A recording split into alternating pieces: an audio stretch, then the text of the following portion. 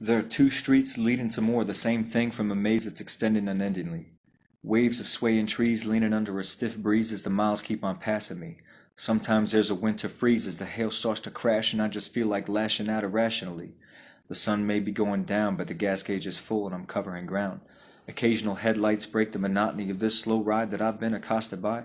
I don't have an alibi for where I've been these nights as I'm driving the winding sights of the roads within my mind's eye.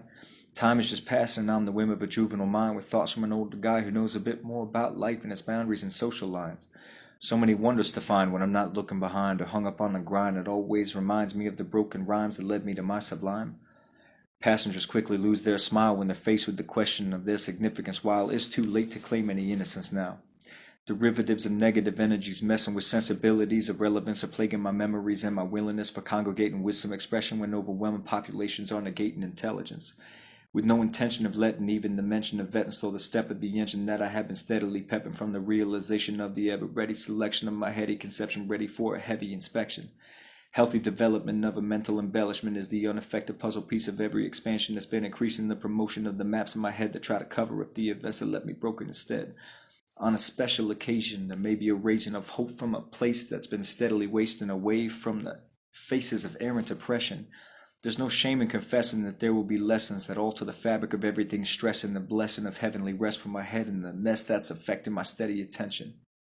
I know what the game is that we are all playing, and when that checkered flag is finally waving, I know without a doubt where I will be staying. At the back as usual, 'cause it's a different race where the last will be first and the first will be last then.